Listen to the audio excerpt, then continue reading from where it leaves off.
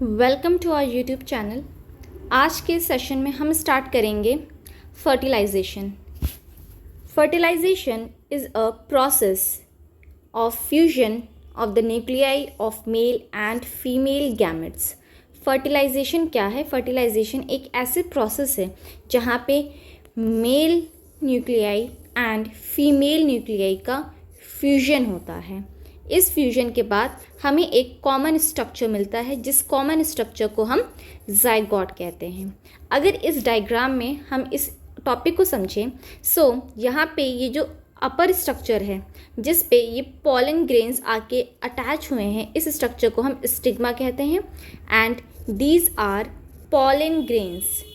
Pollen grains ये एक male gametes के पार्ट हैं जो कि प्रोड्यूस करता है मेल गैमेट। नाउ जब ये पॉलन ग्रेन स्टिग्मा के सरफेस पे आके स्टिक करता है तो ये एक पॉलन ट्यूब जनरेट करता है जो कि फीमेल ओवरी के ओव्यूल तक पहुंचती है। ठीक है, ये पॉलन ग्रेन क्या करा? इस पॉलन ग्रेन ने एक पॉलन ट्यूब क्रिएट करा। इस पॉलन ट्यूब को क्रिएट करने के बाद ये जो पॉलन ग्रेन है, ये पॉलन ग्रेन रिलीज़ करता है 2 मेल गैमेट्स को। ये पॉलन ग्रेन रिलीज़ करता है 2 मेल गैमेट्स को।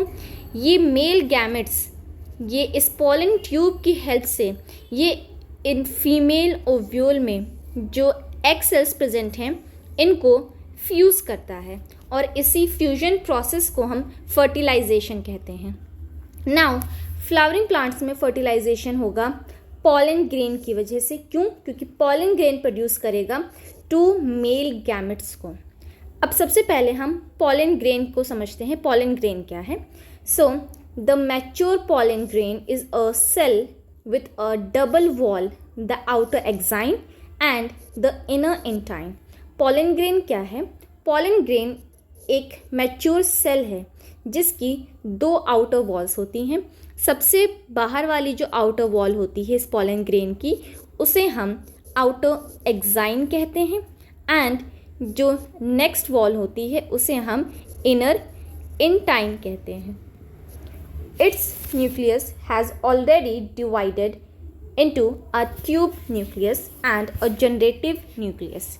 नाउ अब इस पॉलन ग्रेन का जो न्यूक्लियस है वो खुद डिवाइड होता है 2 पार्ट्स में। एक पार्ट को हम ट्यूब न्यूक्लियस कहते हैं एंड दूसरे पार्ट को हम जनरेटिव न्यूक्लियस कहते हैं। ठीक है, हमने क्या पढ़ा? पॉलन ग्रेन क्या है? पॉलन ग्रेन एक सेल है जिसकी 2 वॉल्स हैं। इसकी जो आउटर वॉल है उसे हमने एक्साइन कहा और उसकी जो इनर वॉल है उसे हमने इंटाइन कहा। नाउ ये जो पॉलन ग्रेन है इसमें जो न्यूक्लियस प्रेजेंट होता है वो डिवाइड होता है 2 पार्ट्स में। उसके एक पार्ट को हम ट्यूब न्यूक्लियस कहते हैं एंड दूसरे पार्ट को हम जनरेटिव न्यूक्लियस कहते हैं। ये जो जनरेटिव न्यूक्लियस है यही आगे चल के हमें as a male gamete work करेगा for the fusion with female eggs. इस डायग्राम को देखें तो यहाँ पे ये स्ट्रक्चर दिखाया गया है पॉलन ग्रेन का। ये आउटर वॉल है पॉलन ग्रेन की जिसको एक्साइन कहा गया एंड उसके बाद जो नेक्स्ट लेयर है वॉल की उसे हमने इंटाइन कहा। ये जो न्यूक्लियस है ये 2 पार्ट्स में डिवाइडेड है। एक पार्ट को ट्यूब न्यूक्लियस कहा गया, दूसरे पार्ट को जनरेटिव न्यूक्लियस कहा गया।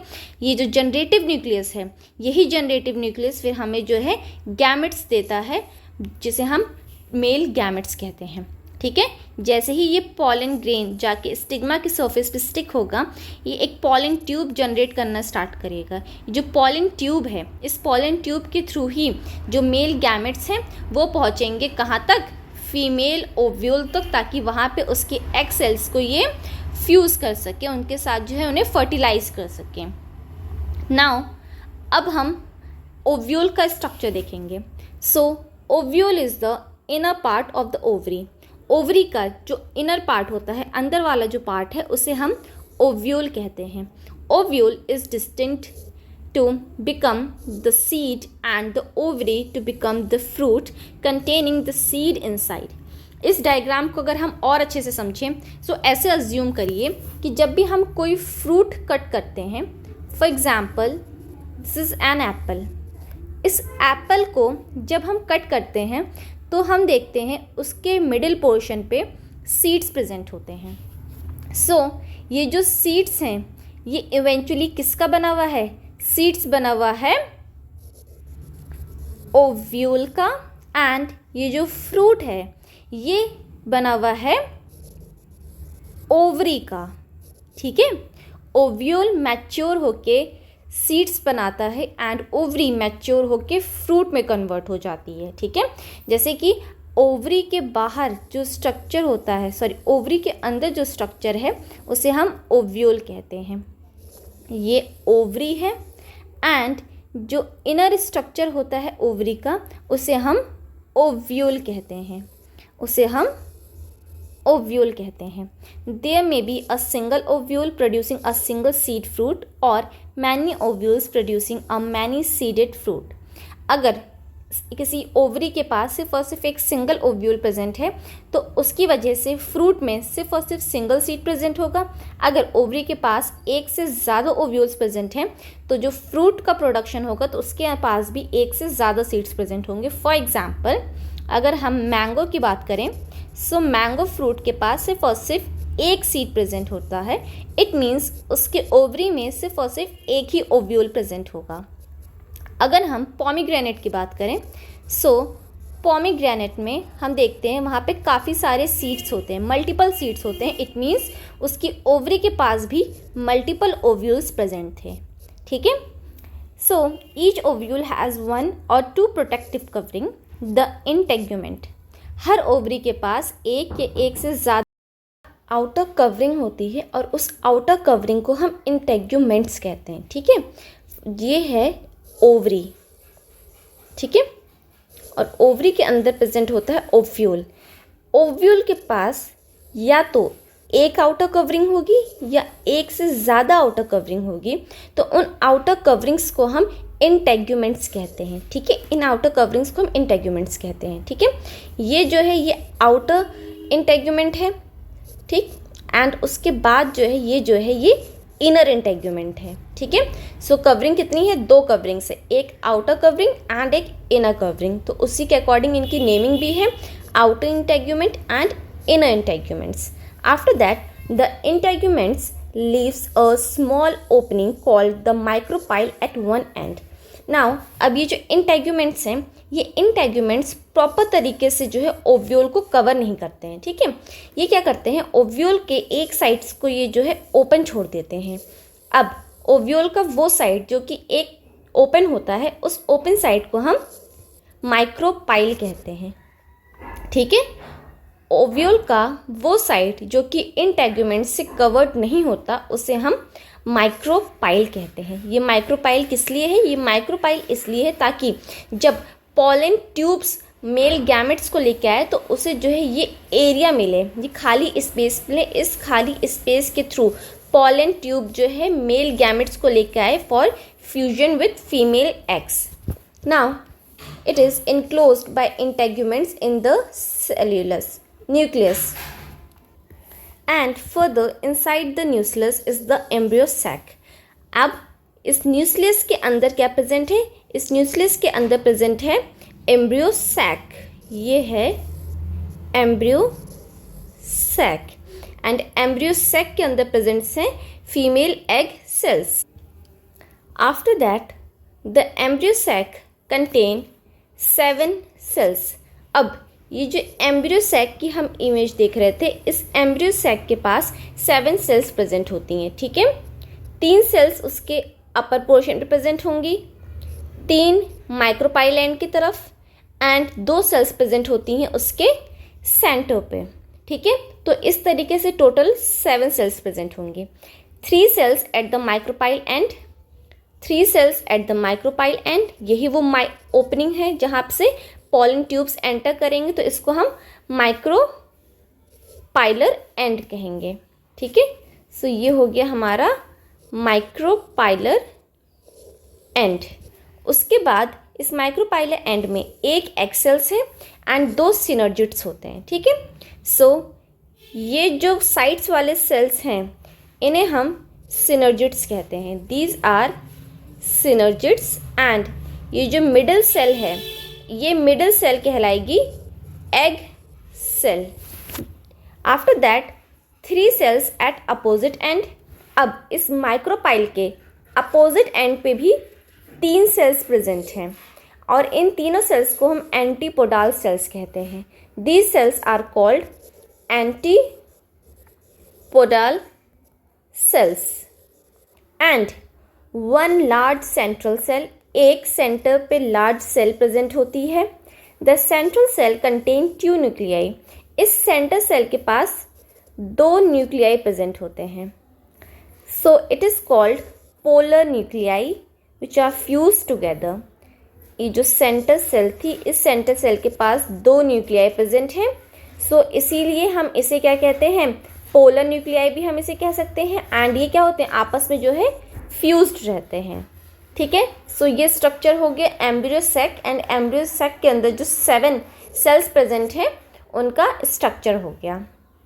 Now next is germination of pollen grain. अब पॉलन ग्रेन का जर्मिनेशन कैसे हो रहा है.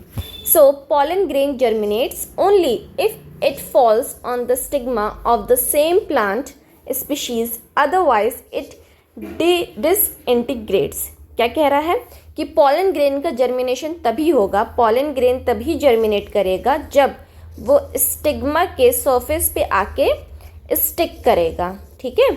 और स्टिग्मा कैसा होना चाहिए, सेम प्लांट स्पीशीज का ही स्टिग्मा होना चाहिए. Stigma must belong to same plant species. ठीक है. तो ही क्या होगा, पॉलन ग्रेन का जर्मिनेशन स्टार्ट होगा. Now next is double fertilization. Double fertilization में क्या है, 1 sperm nucleus fuses with the egg cell nucleus. एक स्पर्म एक सेल से जाके फ्यूज हो गया, तो इसको हमने कहा single fertilization. This is called single fertilization. ठीक है. उसके बाद है the other sperm nucleus fused with 2 polar nuclei of the central cell. Next क्या हुआ, सेंटर पे हमने पढ़ा था एक सेल प्रेजेंट है जिसके पास 2 पोलर न्यूक्लियाइज प्रेजेंट हैं. अब इन पोलर न्यूक्लियाई के साथ एक और स्पर्म सेल जाके फ्यूज़ हो गई. सो इस फर्टिलाइजेशन को हम कहेंगे double fertilization. This is called double fertilization. इसको डबल फर्टिलाइजेशन क्यों कहा, क्योंकि यहाँ पे सबसे पहला फर्टिलाइजेशन हुआ, यहाँ पे एक मेल गैमेट एक एग सेल के साथ जो है फ्यूज़ हो रहा था. नेक्स्ट क्या हुआ, पोलर न्यूक्लियाई एंड दूसरे स्पर्म न्यूक्लियस में जो है फ्यूजन हुआ. ठीक है. सो इन दोनों फर्टिलाइजेशन को मिला के हमने कहा डबल फर्टिलाइजेशन. नाउ अब एक पॉइंट और है कि यहाँ हम ये देख रहे हैं कि इस सेल के पास जो है 2 न्यूक्लियस है एंड इसे हमने कहा था पोलर न्यूक्लियाई. ठीक है. इसे हमने कहा था पोलर न्यूक्लियाई. नेक्स्ट ये जो मेल स्पर्म है, इस मेल स्पर्म के पास भी एक न्यूक्लियाई प्रेजेंट है, इसके पास भी एक न्यूक्लियाई है. सो अब यहाँ पे 2 न्यूक्लियाई एंड एक न्यूक्लियाई, इन दोनों का जब फ्यूजन हुआ तो इस टाइप की फ्यूजन को हम कहेंगे ट्रिपल फ्यूजन. ठीक है. सो इस टाइप की फ्यूजन को कहेंगे हम ट्रिपल फ्यूजन. एंड फर्टिलाइजेशन कितने टाइप का हुआ, फर्टिलाइजेशन हुआ डबल फर्टिलाइजेशन. एक फर्टिलाइजेशन यहाँ, दूसरा फर्टिलाइजेशन यहाँ, एंड इन दोनों को मिला के हमने कहा डबल फर्टिलाइजेशन. ठीक है. सो इस इमेज में भी देखिए डायग्राम दिखाया गया है जिसके थ्रू हम डबल फर्टिलाइजेशन को एक्सप्लेन कर रहे हैं.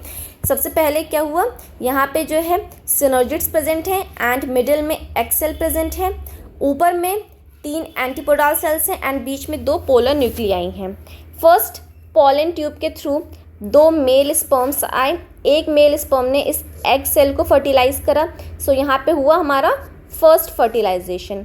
नेक्स्ट इस दूसरे मेल स्पर्म ने इस पोलर न्यूक्लियाई को फर्टिलाइज करा, यहाँ पे हुआ सेकंड फर्टिलाइजेशन. एंड इन दोनों को मिला के हमने कहा डबल फर्टिलाइजेशन. ठीक है. यहाँ पे जब male gamete and egg cell के बीच में जो फर्टिलाइजेशन हुआ उससे बना जाइगोट 2n टाइप का. एंड यहाँ पे जो ट्रिपल फ्यूजन हुआ polar nuclei and other male gamete के बीच में, सो इसको हमने कहा एंडोस्पर्म. ये किस टाइप का है, ये ट्रिप्लॉइड है नेचर में. क्यों, क्योंकि यहाँ पे 3 न्यूक्लियाई का इन्वॉल्वमेंट हुआ। सो यह बन गया endosperm. Next is fate of floral parts after fertilization. After fertilization the flower has served its purpose.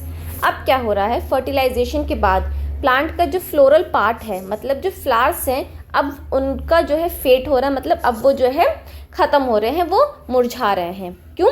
क्योंकि जो मेन मकसद था फर्टिलाइजेशन के बाद का, जो मेन फ्लावर का पर्पस है, अब फ्लावर अपना पर्पस जो है वो शो करेगा। कैसे?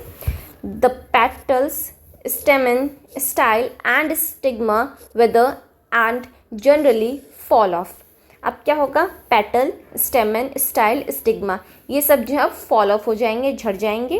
The calyx may either fall off or may remain intact in a dried and shrivelled form. Calyx या तो वो भी फॉल ऑफ हो जाएगा, नहीं तो वो इंटैक्ट रहेगा, बट क्या होगा, वो धीरे धीरे सूखने लगेगा, ड्राई होने लगेगा। Apple and guava clearly show such dried sepals. Apple and guava के केस में हम इजीली ड्राइड सेपल्स को ऑब्जर्व कर सकते हैं। In brinjal green calyx persist and remain attached to the ripe fruit. Brinjal के केस में हम ये देखते हैं कि ग्रीन कैलिक्स जो है वो स्टिल प्रेजेंट रहता है, अटैच्ड रहता है उस राइप फ्रूट के साथ। The ovary enlarge to form fruit. Ovary क्या होगी, ओवरी इनलार्ज मॉडिफाई होकर फ्रूट बनाएगी। The ovarian wall forming the fruit wall. Ovary की जो वॉल्स हैं वो मॉडिफाई हो जाएंगी फ्रूट वॉल्स में। The ovary wall may either form a dry and hard fruit wall or a fleshy fruit wall. Now ovary की जो walls हैं या तो वो ड्राई या हार्ड फ्रूट वॉल बनाएंगी, नहीं तो वो फ्लैशी फ्रूट वॉल्स बनाएंगी। एंड ओव्यूल्स क्या बन जाएगा, ओव्यूल्स बन जाएगा सीड्स में कन्वर्ट हो जाएगा। The fruit contain one or more seeds which are developed from one or more ovules attached to the ovary by mean of placenta. Next हमने क्या पढ़ा कि ओव्यूल क्या है, एक या एक से ज़्यादा अगर ओव्यूल है तो उतने ही एक फ्रूट में जो है नंबर ऑफ सीड्स होंगे। सो ये जो ओव्यूल है ये अटैच्ड होता है ओवरी से by the help of an external structure. उस एक्सटर्नल स्ट्रक्चर को हम प्लासेंटा कहते हैं। When the fruit is ripe the seeds contained inside are released by one or the other method and grow into new plants in suitable condition. अब क्या कह रहा है कि जब फ्रूट राइप होता है तो सीड्स जो कि उस फ्रूट के अंदर हैं वो रिलीज़ होती हैं, एक या एक से ज़्यादा मेथड से हम उसे रिलीज़ कर सकते हैं। ठीक है, उसके बाद उन सीड्स को भी हम ग्रो करके नए प्लांट में ग्रो करा सकते हैं अंडर सुटेबल कंडीशंस। तो अब देखिए इस डायग्राम के थ्रू भी हमें दिखाया जा रहा है कि किस तरीके से फर्टिलाइजेशन के बाद फ्लोरल पार्ट्स जो हैं वो डिस्ट्रॉय होते हैं। सबसे पहले क्या हो रहा है, स्टेमन, पेटल एंड सेपल या तो ये ड्रॉप ऑफ हो जाएंगे या तो ये वैसे रहेंगे। ठीक है, उसके बाद यहाँ पे क्या है, remain of stigma and style, integument, ovary wall, ovule and ovum. इन सब का मॉडिफिकेशन किस किस में हो रहा है, स्कार में। इंटेग्यूमेंट क्या बन गया, इंटेग्यूमेंट सीड की कोटिंग बन गई। क्यों? क्योंकि हमने क्या पढ़ा था, इंटेग्यूमेंट क्या था, इंटेग्यूमेंट ओव्यूल की आउटर कवरिंग को हम क्या कह रहे थे, आउटर कवरिंग को ही हम इंटेग्यूमेंट कह रहे थे ओवरी की। सो जब ये सॉरी ओव्यूल की, अब ये ओव्यूल अगर सीड बन गया तो इस सीड की आउटर कवरिंग क्या हो जाएगी, इंटेग्यूमेंट हो जाएगी। उसी तरीके से ओवरी की जो वॉल है वो फ्रूट वॉल्स बन जाएंगी, ओव्यूल सीड्स बन जाएंगी एंड ओवम जो है वो एम्ब्रियो में कन्वर्ट हो जाएगा। ठीक है, नाउ अब इस इमेज के थ्रू भी हमें क्लियरली समझ में आएगा कि कौन सा पार्ट किस पार्ट में कन्वर्ट हो रहा है। ओवरी फ्रूट बन गई, ओवरी की वॉल पेरिकार्प बन गई, पेरिकार्प मतलब fruit wall. After that ovule seeds में कन्वर्ट हो गए, placenta stock of the seeds बन गया, मतलब सीड की जो स्टॉक होती है वो। Outer integument टेस्टा, inner tegument tegmen which are seed coats, secondary nucleus, endosperm, egg cell and synergids embryo बन जाएंगे, एंटीपोडल सेल्स जो है ये डिसऑर्गेनाइज्ड हो जाएंगी। सो इसी के साथ हमारा ये लेक्चर कंप्लीट होता है। अगर आपको किसी भी तरीके की क्वेरी हो तो प्लीज़ कमेंट सेक्शन में बताइएगा। इस चैनल को सब्सक्राइब करिएगा, इस वीडियो को लाइक करिएगा। Thank you.